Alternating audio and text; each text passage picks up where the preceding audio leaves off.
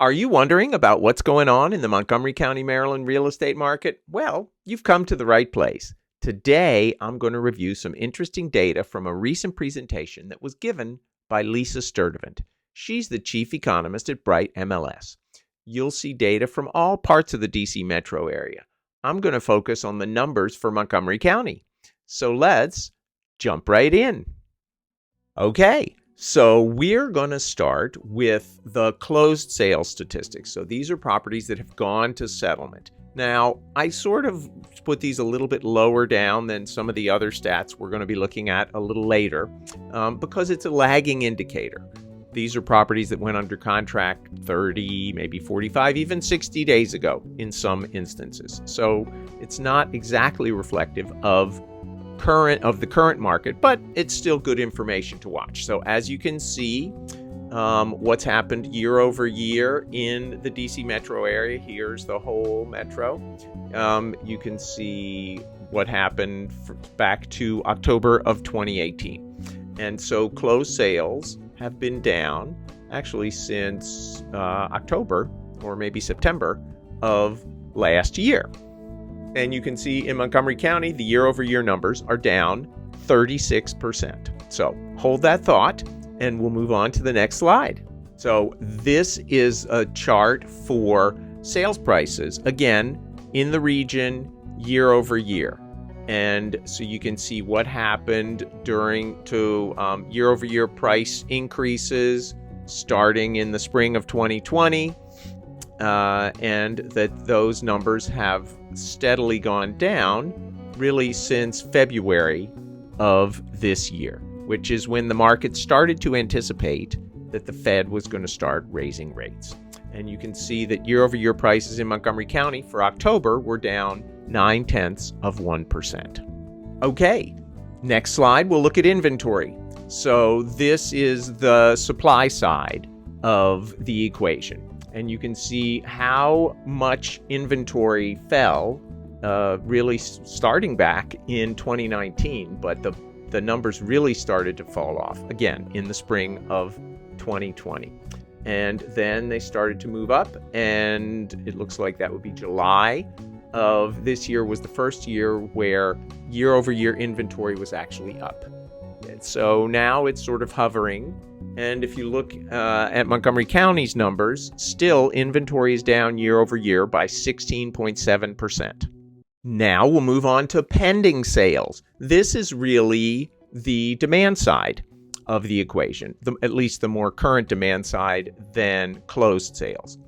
Again, looking at the chart for the whole region, you can see what happened to pending sales starting back in the spring of 2020.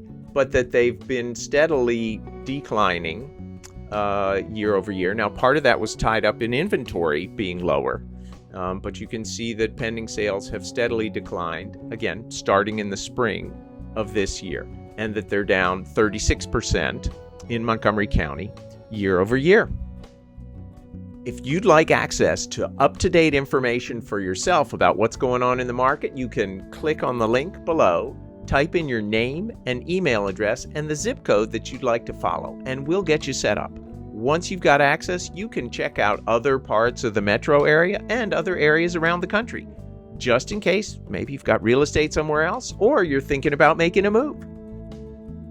Now we'll move on to median days on market.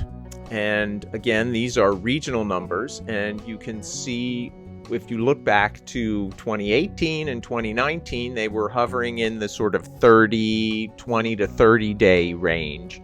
And then come the spring of 2020, the numbers just dropped right off.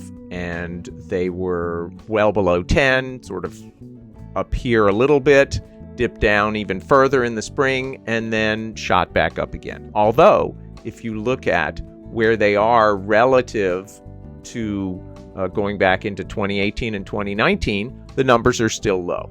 Montgomery County clocks in at 12, and you can see the other areas, the other counties, and DC. So numbers are still low. They have moved up, but they're still low by historic standards. Since Lisa's an economist, she included some slides outlining other components of the economy that have an impact on real estate. So here you have the CPI index. And you can see, again, this goes back to 2000. So this is a long-term chart. And you can see sort of where things were hovering for a long time. 3, it sort of bumped up close to 6, but at least for the past, well, it looks like roughly 10 years, inflation has been low. And now it started to move up. We see a little dip down over the past couple months, but it still is very high. Now, the last report that came out, I guess it was maybe last week or the week before, the number had moved down to 7.7. And that prompted a little dip in interest rates. Now, we'll talk about how interest rates and the Fed are or aren't tied together in another slide. And here we go.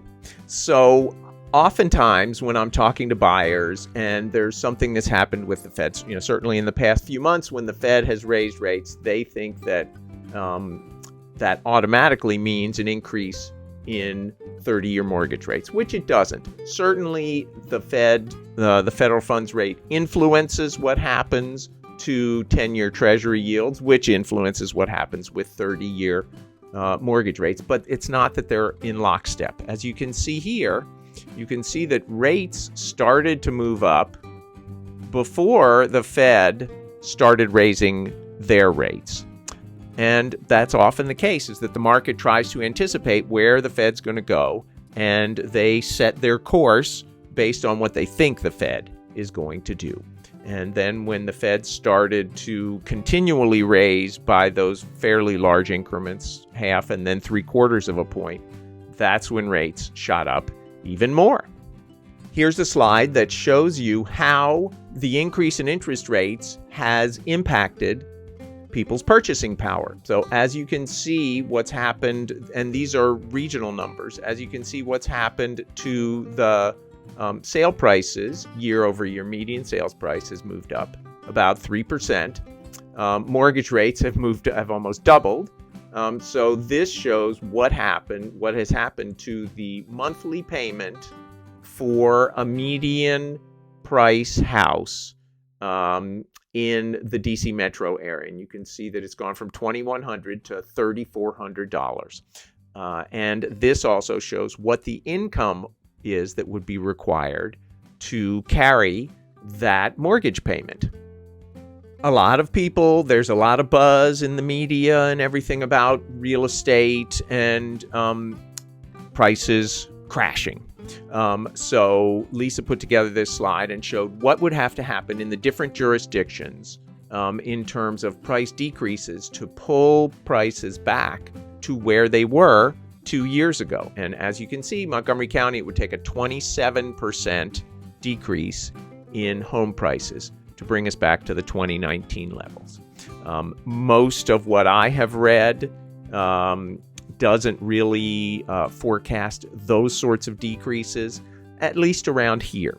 And Lisa agreed with that she doesn't really anticipate those sorts of price decreases. This was an interesting slide that she put together that sort of gives a little national perspective as to some of the changes that have happened in the market in the past 6 to 9 months, and where Washington, D.C. sits relative to other major metro areas. So I liked this chart or this graph. So as you can see, this is the change in inventory or rather the raising in inventory, over year over year. And you can see the major metro areas that have had the biggest change, the biggest increase, and that out of the top 50, DC is sitting at number 41. So low down on that list. Pending sales. So this inventory is supply side. Pending sales is the demand side.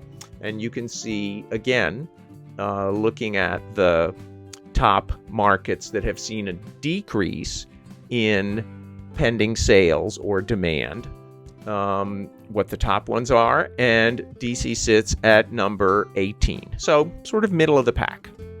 And then the unaffordability rank again, so this shows based on the ratio of median sales price to median household income where the major metro sits. So there are the top 10, and DC sits at 32.